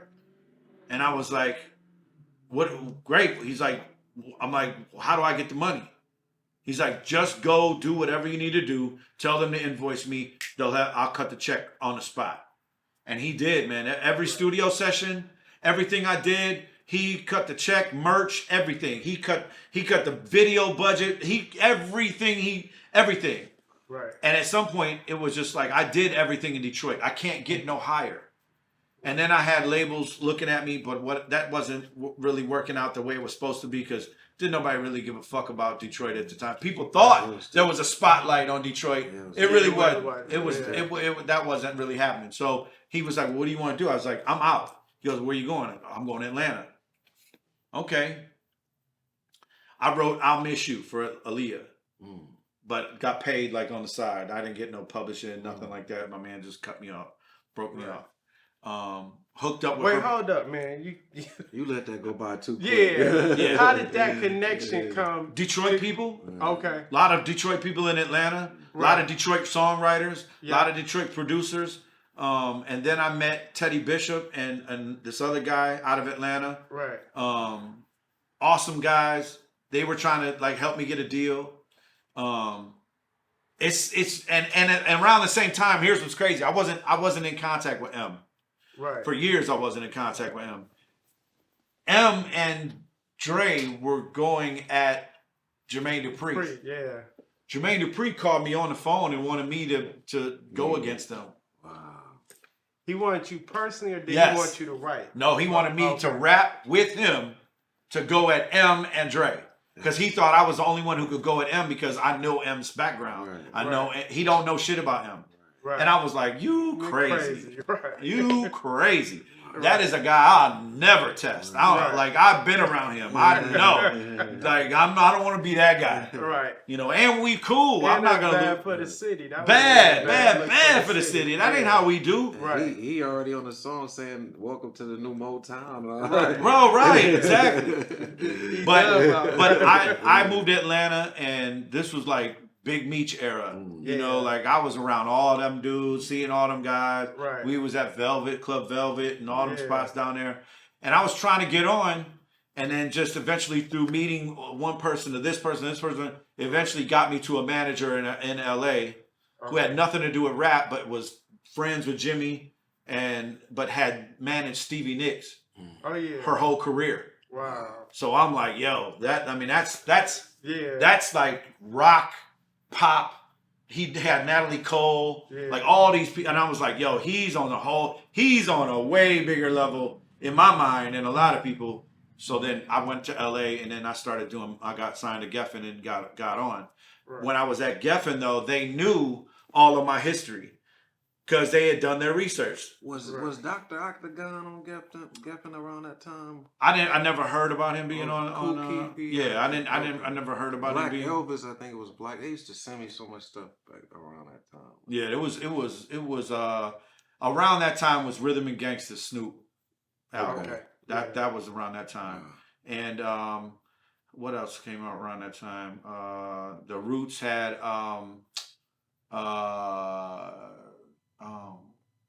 what was the name of that song? It had my man's face on the cover, Malcolm X, as a child, or as a youth. He had the hat on. The single, I think I remember what you're talking about. So they had that song "Boom" on the album. I'm a Star, and all that. They had that song where Scott Storch did the beat, and there was no hook. The song, but that was them knowing my whole history of everything I did in Detroit, all the basketball stuff, all that stuff. They were like, okay, Jordan Sher, who's the president at the time, he was like, I want to put you on this tour. Okay. And so, like I said, like when there's Jay and there's Cam, right? The president of the label is pushing for Cam. Jay is Jay is a moving part that's already just moving on its own. Right. It's already, the parts are moving. There ain't nothing gonna stop that train. Right. But you trying to get my man to get here, and Jordan believed that I was equal to M in that level because of just my history and being around and being compared to him so much. When people heard my albums, everybody was like, "Man, you sound like M on this. You sound like M on this." Right. So I was like, "Well." He's like, M's got this anger management tour and I want you on it. And I was like, bet. Like, I'm let's go. He's like, all right, well, I got to go do this Enrique Iglesias record real quick. So he's like, when I get done doing this album, like, we'll talk about it. Well, shit, it was like weeks away. Right. And I was like, well, what's going on? And so I called Jordan. He's like, I just got done. He goes, nobody in my office reminded me. He goes, come to the office. I came to the office and he was like, look, I said to him, I said, just tell me what it's going to cost. Because that's the bottom line. Right. What does it cost? Because you ain't putting me on this tour for free. Right. It don't work like that. Somebody's getting paid something or whatever. And he was like, 40 grand. Run it. We paid that 40 grand. Now I've got to look at, well, what is gonna be my role on this tour? Right. Because I'm not opening up shows, right? Right. But I'm gonna be at major venues, performing outside, which is dope because they always had a side stage outside or some sort of venue. Shows in clubs. The after hour shows or whatever it may be. We are doing something every time we hit that city. Right. But I'm on Geffen, but I still got my investor with me. Right. So Geffen's like, well, we're gonna press up, on CD and put like, it's gonna be free. It's gonna be like an album, whatever. It's gonna have like snippets. Okay. So we'll put like one song on there and then like a 3-minute snippet. Okay, cool. So they had all that pressed up. And then they're like, well, this is all you get. And I'm like, that can't be all I get. You know how much money like I'm losing out on? Right. I'm like, you know how much money y'all could make on merch? Right. Like, I'm gonna sell the merch. And they were like, well, we ain't got no money for that. I'm like, I know there's money in my budget. I had $1 million deal. So I knew there was money in the budget for that. I spent 300 grand on just recording my album. So I knew there was still 700 grand sitting there. I mean, I knew I'd spent some money because Nate cost me some grip. Right. But I still had $500,000 sitting there to do something with. Right. So I just looked at my man and was like, yo, we're going to have to pick up the slack here. You want to make some money? This is what we got to do. And he was like, whatever you need. Man, we had Hush shirts, we had Hush hats, we had Hush panties, we had Hush everything you think of. Right. I had a Hummer H2. I had that wrapped. Right. I had a Econoline van wrapped. We took those, went on tour. Right. I brought Uncle Ill out with me. Oh yeah. I called him and said, "Yo, I need you out here." Right. In 2 seconds, he was out there with me. He was. Ill's got stories because he was with me at Interscope when Jordan called Paul Rosenberg on the phone and said, we need to do a Geffen Shady venture here. This needs to be Hush on Shady Geffen. Why don't we do that? Wow. And Paul was like, we ain't doing that. Hush is his own man. Like, we're trying to separate Hush from M. M's got his thing, but Hush has his own thing. Right. And Jordan, I think, was looking for the money grab. Like, oh, this is easy to collect, see that. And Ill was there for that. But I took Ill out on a bunch of dates. We went, we did Vegas. We did a bunch of, and then I took him on, just doing all the tourist shit in all them cities. We had a good time. But the money is what you got to have. You have to have money because you can get on a tour. That's nothing. Right. But who's going to pay per diem for food? Right. Who's going to pay the gas? Right. What if you have somebody drive the van? Said you was driving a Hummer. Who's going to drive the van? Yeah. Who's going to provide the vehicle? Right. You could get somebody to sponsor it, but you got to have months and months of planning to get to that point. I had the money, so I was able to just go, Okay, well, I got a Hummer and I've got a van. Let's get those wrapped. Boom. Right. Call my boy up at J Silk Screens. Who do I know? Who do you know that wraps vans? Oh, this guy over here that comes in and gets these T-shirts. All right, hook me up with him. Boom. It went by so fast. You had cover stories and Oh, dog. And then I paid a publicist. Okay. So I had a publicist that I paid $4,000 a month to every month. Right. But her job, they were with another agency, but I was connected with William Morris agency also. Right. So William Morris was helping me because I was acting also. That getting a record deal helped me get into the acting. So they got me a side deal with William Morris on the acting side. So me and Ludacris had the same agents. Right. Me and Ludacris was ghostwriting for Will Smith. Wow. And we had the same people. We had the same. I know, dog. I'm telling you. I'm Forrest Gump, Ray. I'm telling you, dog. I'm Forrest fucking Gump in this bitch. I'm telling you. You know, I wish I would have followed you with the camera, man. So my boy Dan Casey did. He did. Okay. For a little bit. He up till getting my record deal. Wow. Right. But then after my record deal, he did his own thing. He went and you and I were talking. You know, he shot my first video, but he just did Fast and Furious 9. He wrote the screenplay for it. Wow. And he did 10 Cloverfield Lane. He did Ken. He did a bunch of other stuff, but he's from here. But I had the money at my disposal, so I could go to my guy and be like, "Hey, look, I'm going on tour. I need a gas card." All right, cool. He would just give me a card, and it was only for gas. Right. Don't use it on anything else, and Right. save the receipts, and then we'd write it off. Right. You know. Hey, that's key right there. So a lot of people, it sounds like a lot of what you accomplished came from you just understanding the business side of things, not just the music, not just the art. Y'all was doing consignments. Yeah, and you place presented. Shelf placement and I saw that Record Time had murals done on their garage doors. Yeah, I remember you had one. And I went to the owner and I said, "My record's about to come out. It'd be a good luck if you had my record on this, on my album cover on the garage door." Yeah, it was He good. charged me $200. Wow. Bet, here's $200. Right. But my consignments was off the hook. Yeah. I mean I was young, and so it was you know, that 5,000 hours, you know, that 10,000 hours or whatever, that's 5 years of your life. Yeah. For me it was like 10. Right. Detroit is it's hard, bro. It's hard because nobody wants to spend money. Nobody wants to buy your record. Right. You know, the only people buying albums locally were, I mean, you would sell your stuff to your friends, right? So you would show it with your cassettes or CDs to all the rappers Right. and DJs, and because they knew that they would have to put something out, well, they would want their money too, you know. You know, me and Rio Butterfield was talking about, you know, we both bought Slum tape and 5 tape the same day. Yeah, Right. I remember. You know, they was going around in this little cardboard box, same day. You know, T3 had Batin had a box, and Thyme had a box. Yeah. And it was like $5 or whatever. It was like disc makers, baby. We Disc makers, baby. Yeah. Disc makers, that's who pressed up our first shit. You know, I want to before we wrap it up, man.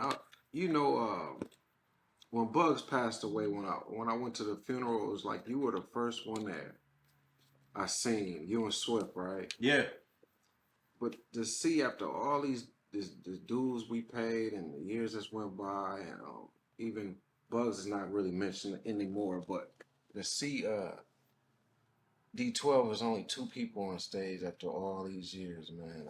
Yeah, they just were out with my DJ. Yeah, what you got to say? I mean, it's 50 years of hip hop. We 50 and we lost a lot. Yeah. What do you got to say to our hip hop community about our legacy and protecting it and, you know, unity? You know, because the younger guys got a lot more unity than we had. You know what I'm saying? Well, you know, I think it's financial, economy wise. I mean, look, I'm a very long-winded person, right? So, but at the end of the day, it comes down to the respect we have to have for each other. At the end of the day, it's about respect. I think that's That's what it's always had to come down to, because I'm a fan first of hip hop, period. Even if I wasn't a rapper or a producer or a part of it somehow culturally, like I am a fan. Like I was a fan of Ski, and I was a fan of AWOL, and I was a fan of Prince Vince. I was a fan, big fan of Awesome Dre. But even more so, I was a fan of Easy B and DJ Los. Yeah. That album is why I wanted to be a Detroit rapper. Right. Ice-T made me want to be a rapper, but Easy B and DJ Los made me want to be a Detroit rapper. Right. Because they did it right. It was just something about the whole album, the skits, the whole, it was a movie. Right. It was cinematic. The album cover. Right. The album cover was the illest of all time. I would love to have that whole album cover on my wall. Just the whole wall in that. So when I see Los to this day, like, bro, I bow to that guy. He's one of my good friends. Like, untouchable every time I see him, I see untouchable. And he probably gets sick of me bringing it up to him because I talk about it every time. But you know, as a fan though, that's what made me fall in love with it. And I never forget that. I still drive around. I still listen to Untouchable. I still listen to You Can't Hold Me Back. I still listen to Merciless Amir. I still listen to Rap Mafia. I still listen to Esham. I still listen to all this stuff that made me that made me be proud that I'm a part of this community. Right? But there's a flip side to that, and that's like once you get into the business side of it and you're in it, right, as an artist, you know, without directions of some of our legends or peers that can guide us to how to create or not create, but how to maintain our legacy. Then it gets lost in the shuffle, and a part of that is, you know, ego, and you're an artist, you're selfish, you focus on yourself. If you're still doing it at my age, you know, I got another album coming out this year, and I'm in preparation for that, and a lot of stuff is out of sight, out of mind. The only time I tend to that I'm guilty of. The only time I tend to forget about it is when I'm in the mix of it. Okay. But as I'm on my way out, getting ready to, you know, display this product to the world, I go, who's gonna open up? Yeah. Who's gonna be there? Who do I get? Who's gonna DJ tonight? Who's gonna, you know? Then I call my friends. Right. And then when we get around each other, it's like a high school reunion. Yeah. Right. But growing up in the scene, Esham he wasn't a part of our era. It wasn't. Right. He was a part of our era, but he wasn't a part of our underground scene. Yeah. Right. He was creating his own lane. He created his own scene. You never seen Esham out. Ever. You see him at Ant God. Yeah. Yeah, you see him at, you know, at Chantonique's or something like that. But that's just because he's dropping off. Yeah, he was dropping off. He was going to get the paper. He wasn't trying to really socialize with other rappers. I mean, a lot of people, I'm really glad that Kaniva and Swift. Yeah, they holding it down. Yeah. Man, I love those guys, bro. Salute to y'all. Salute to them, man. Kaniva is my, Swift, all of them are my guys. But, you know, when I talk to Kaniva, dog, it's like I'm talking to my brother. Like, it's like, and we got the same last name. It's like, yo, like, we both Carlisles. Like, it's like we family already, you know. But just every time we talk, you know, I tell him, like, I'm glad that, you know, he took the ball and he's running with it, and they doing it all. I mean, they just came off that Snoop tour, you know, with my DJ Invisible.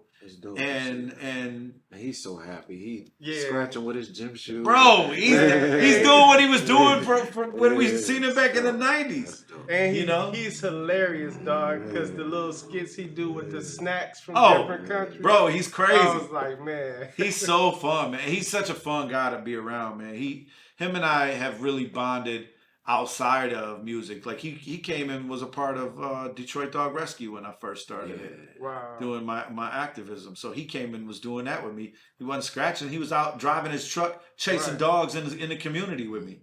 That's You know, crazy. but That was dope to see that. Yeah, but See you know him on the TV every other day. listen, dude, Hey, it's because the legacy for me is dope. bringing everybody I know Right. together and Right. trying to involve everybody together. Sometimes it's backfired on me, and I've had people say, "Man, stop trying to bring everybody together, dog. People don't want to be together. Leave them alone." And I'm like, "That's stupid." Yeah. I dealt with as a DJ. Yeah, I'm sure you have. You know, Royce calling me. I don't fuck with this guy. right? I don't fuck with this dude. I don't fuck with that dude. You trying to put? I'm like, but y'all talking about shit that don't even make no sense. Right. But the street guys now, They get it. they all get it. Yeah. They all there with each other, collabing, you know, using the same studio, using the same producer. The sound is similar. But at the same time, it's like the guy GT, the young guy. They starting foundations and stuff. They coming out outside of that tunnel vision. Yeah. Right. You know, it's just like It's Well, social media has helped them a lot. yeah. That's the Yeah. thing too, because when we didn't have none of that, right? Right. So the only thing we had was what our parents or the baby boomers had that we could look at, and even then we wasn't looking at that because that was like old people shit. Right. Yeah. You know what I mean? Yeah. Creating a foundation where you got to be old to do Yeah, that, correct. and you got to have some money. Where you gonna get money from? That's Right. that was out of our lane to With us. a battle rapping, I think it kind of kept us not really bonding and building to. You think so? You know what? I think so. It's When you like- mentioned earlier, so we brought it up with Eshawn, right? He wasn't in the hip hop community like that. And when you mentioned earlier, you said you was going to the hip hop shop, but you had felt like you was outgrowing the battle rap thing because Yeah. a lot I of had times, already outgrown it by that point. Can you Yeah. look? Can you just look at it? Not to cut you off, B-Boy Yeah. McCoy. Look at all the guys that came out and diss MC Breed. The AWAS, the Awesome Dre's, and Right. this was the DFC. he was the template Yeah. Yeah. to Michigan being on a map. Breed, when I got to Atlanta, Breed made one phone call for me and got me to perform at the Uptown Comedy Club because his manager Wow. owned that. You talk about a white rapper coming into an all-black comedy Yeah. club in In Atlanta, Atlanta. and they called me on stage to perform a song. Right. You talk about nervous. Like I was like, oh my God. You Like, made it and we had a comedy club, dog. Right. They gonna roast my ass. And they did, you know, I mean, not the audience, but you know, they audience was like, yeah, you know. It's dope to see you Right. put But- your nuts on the no homo. Yeah. Put your nuts on a block like got that, to. man. For You real, got bro. if that's what you wanted. Right. I look at it now and I'm just like, I had to be fucking Right. crazy. Like, what was I thinking? You know, like I wouldn't even think to do any of that shit now. Right. Like I have no energy for any of that shit. Like, Man, talk about before we get out of here, man. You a producer, MC. What was your take on Dilla's documentary? yo, I'm not lying to you when I say this. First of all, I had no idea about the moment he passed with his mother in the car. Mm. And I got goosebumps right now Wow. because I cried my eyes out on my couch. I watched it by myself and I bawled my eyes out. Bawled. Mm. And I kept saying to myself, it's unfair. That was so unfair that his life was cut short like that. Right. Because that's why I do Dilla Dance, to see the intricate behind the scenes. I talked to Killer Gans. I said, hey, dog, why ain't nobody ever asked me to come perform on that? And he was like, I got you next year, dog. He's like, I can't believe I didn't think of that. Like, Right. and I was like, nobody ever thinks to ask me. I was around all that. Me and Dilla grew up in well, we found out later. His mom, I talked to his mom about growing up in the neighborhood and all that. And she remembered me from when we were kids. But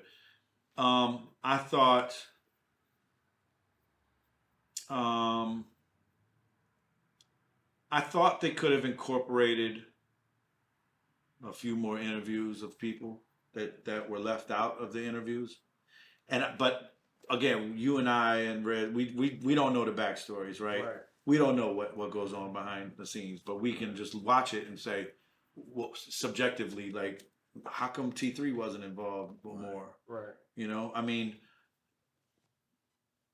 about 10. Right. You know, that was their group. And Right. we grew up with P. Groove. So Yeah, oh, that's my guy too. Right. P. Groove's my dude. Yeah. Love P. Groove. I ain't seen him in forever. But yeah, so it's like there were things that I was just like I thought that were left out. I thought I think there was probably more interviews of him out there besides just focusing on my man. Right. I mean, maybe that might have been the most extensive interview that Dilla had ever done. But can you imagine though? Not to cut you off, Hush. No, it's okay. If they would have pulled out those Metro Time cover stories that he did back in the days and pulled those interviews up and gave All that stuff.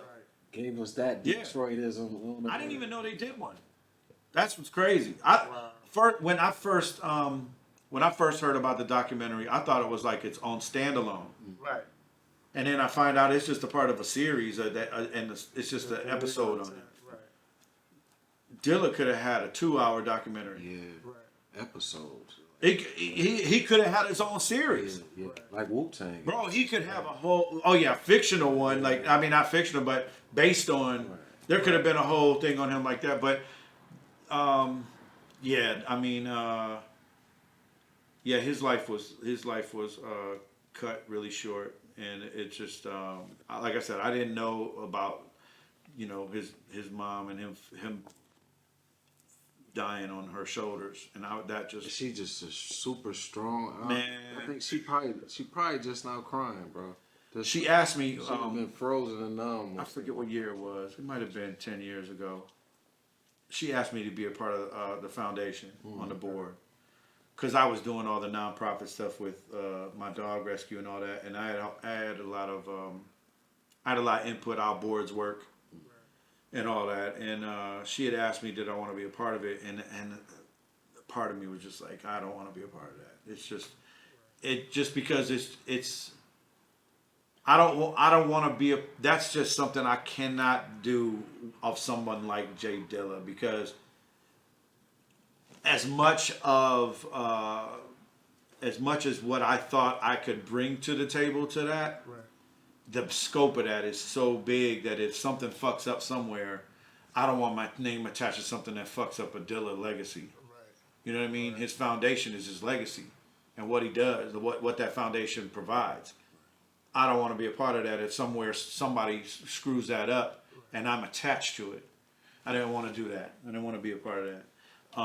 I did want to do good for it, obviously, but I was very ignorant in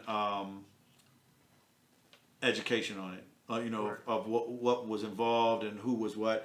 And there was a lot of drama going on at that time with his mom and the foundation and music and where it was, and people were, the beats were out there like crazy. I remember that, so I didn't want to be a part of that in that way. And but later on, if she would have asked me, if my Dukes would have pushed me to I would have did it. Right. I mean, your level of professionalism with the rescue unit, with the dogs, I think a lot of people took a heat of that. Like, man, this guy, he's our peer group, and he's this professional. He got this going on. I think a lot of us really seen something other than hip hop. Well, you know what? After the record label stuff, I started working for Discovery Channel. Okay. And pitching shows to them and stuff like that. And then I had the connection with when I did the Contender show on NBC with Mark Burnett. So I met a lot of Mark Burnett's people. Okay. And Mark Burnett's people, one of them had created Pimp My Ride, another one that went off to do Whale Wars for Discovery Channel. Yeah. And that was kind of like stuff I wanted to get into. I loved all that stuff. Right. And so meeting them and whatever, we started pitching shows, and that's how the Dogg Rescue came about. Dave Bing wouldn't let me film a show because the little girl that got killed on First 48 with the grandmother. The grandmother got shot, but the little girl that got killed, they did that. They kicked in the door, and then they shut down filming. And so he wouldn't let me film a show. And I had a show. Discovery was ready to knock it out. We was ready to go, but he let me have a 1 hour show on Animal Planet. So I had a 1 hour show on the dog rescue. It was called Detroit Rescue. Detroit Unleashed. It was dope. So I mean, but people, that was something I knew I could do. It didn't involve people, it involved dogs. Right. I had dogs my whole life. I grew up on the east side. It was always dogs at the party store. Right. You know what I'm saying? Waiting on cupcakes or some shit you was gonna give them when you came out. Yeah. So I knew what that Energy, was like. right. So, you know, I knew I could help in that way and whatever. And you know, again, getting out there and getting in front of CNN and NBC and all that, I was able to raise $3.5 million for the organization. We got 1.5 from a lady out in California who had saw us on NBC with Brian Williams. Right. So that helped out a lot. And then we were able to say, okay, well, we're going to open up the first no-kill dog rescue in the city's history. Right. And we did that. And now they just opened up another $1 million facility. That's dope. So, you know, so they got 2 facilities now. So, you know, it started in 2011. So, you know, 12 years later, it's still running on its own. I left it in 2015 to a person because it's a nonprofit. You know, at some point I did my due diligence. My job was to eliminate the stray dog problem. Right. And you'd be hard pressed to find a stray dog now. Yeah. You know what I mean? They ain't around like they used to. No, we used to see them all the time. You used to see them all the time in That's packs. how you got dogs back in the day. You just picked the dog You right. off the street. You absolutely right. Can I keep them? I used to tell people dogs was the new crack. Right. For real, because they was mating dogs just to sell them. Yeah. Right. Like that was their new hustle. So, you know, I was able to do that, and that made me happy because it made me do something outside of the element of music Right. that I could get some sort of joy from and let my kids see that. Right. You know, so it teaches my kids a lot of lessons in that, you know, how to deal with animals, stuff like that. Viciousness right there. Yeah, you know, and because my kids was always there with me. We'd go rescue dogs in the hood all the time. Right. And so they would go with me, and you know, they were my oldest. He was like a key holder at the rescue when we finally got it open. So he would wake up in the morning and open the key. We opened all the cleaned the whole place out. We had 23 units in there. You know, I had 200 volunteers, 13 employees. It was a real running operation. It you know, while I was there, it did its job, and then once we got the center open and the strays was taken care of, that was my mission. Right. Then it's got to go into another mission at that point. At that point, it's maintaining or whatever, and now it's time for me to walk away and get back to doing this music stuff. When is the new joint drop? So we just had our last year June we dropped 7182313 with my dog Bobby J, who's from Queens, New York. You worked with MC Search and all them guys, right? He did. Bobby did. Bobby has done stuff You in with the Search. video. I was in the video, yeah, Right. around here. It's sad to see him and Pete Max go at it like that. Man, it's sad. Because they're the It's template sad, of bro. cool- It's cool sad. white guys. Bro. They're the template of- It's sad, Yeah. but you know, I mean, I guess there's a lot of stuff. Again, there's stuff behind the scenes we don't know about. Yeah. You know, they was in separate groups before they was put together. Yeah. You know, so Search's cool, man. We went out. You know, when I've been out in Queens, hung out with him when we shot that video. You know, Bobby's friends with him.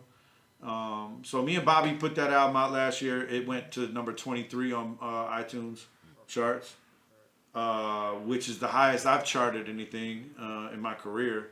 Highest I got was 89 on Billboard. But this year we're working on volume 2.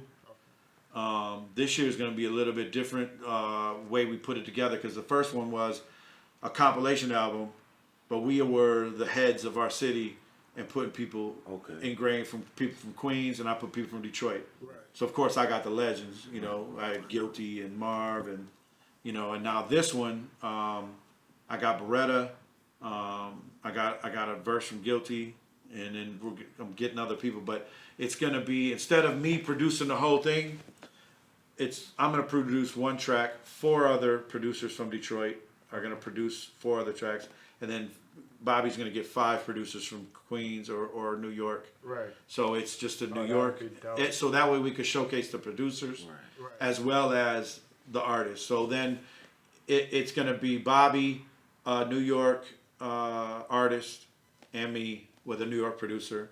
And then on the Detroit side, it's me, Bobby, Detroit artist. Detroit artist, Detroit That's producer. dope. So we're gonna do that this time around. And honestly, we just put it out last time. We weren't prepared merch wise, none of that stuff. There's a lot of stuff that we weren't prepared for at all. And plus the backlog on vinyl pressing is crazy, bro. Yeah, it's crazy. But Nick Speed has offered to hook up with me, so I'm gonna get him to do something beat wise on it. I haven't really reached out yet because we're in the super infant stages. Because right now I've got about 9 beats that he's got to pick from. That's gonna come from me. We always do them anyway, just so they end up on the album or as deluxe versions or whatever it may be. We got a beat from Knots. Okay. Knots is ill, their Knots is on a lot of people's stuff. So that's gonna come out this year. Not sure when. But I'm just trying to. I'm trying to still keep my feet in the room, man. Yeah, that's dope, man. Yeah, I appreciate you, man. For real, man. I appreciate y'all, One man. of the most talented MC producers I know, man. Come on, man. Straight East Side out here. Yeah, because And Butter ain't rolling up on me at a Home Depot or Staples or some shit. Butter, you everywhere, dog. Man, I'll be out in AZ a lot. When you gonna put something out? I got a new album I'm working. I got a. We need a You and Dance Part 2. That's what I'm going to kick it with him about. You got to. Yeah. Yeah, I need a beat from Dez. Every time I've had a show lately, I've tried to get Dez on, to perform. He's doing something, man. Everybody, so we gotta set the tone, to set the moment. Well, I will tell you this. Be prepared in 2 years for the show performing of the century. Because I'm doing a Bulletproof 20th anniversary show. I haven't reached out to who I'm gonna reach out to performance wise. Gotta come through. Okay, so we already know Low and Beretta are gonna be there. And I know Kanaga's gonna be there, and I know Swift is gonna be there. So maybe Talib might be there. Maybe I don't know. Maybe we could get D12 to do a show. Right. Ain't no telling. But either way, it's Bulletproof 20th anniversary in 25. And so I'm already starting. I've wrote down. I've got notes. I'm getting the wheels spinning. I'll do everything I can in my power to have it at Drew's. That'd be dope. Because I think that's gonna be my outro. I think that's it. That's gonna be the last show I do for my career. I'm gonna go out on top like that, and I'll have everybody talking as they walk out that door. Like, dang, we saw Hush do this for 30 years, That's dope. and In a major way, he did it, man. From the locals to the nationals. yeah, because 95 is when we started the Ruckus professionally.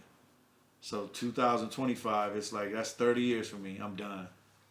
So I'm gonna go out with a bang. Yeah.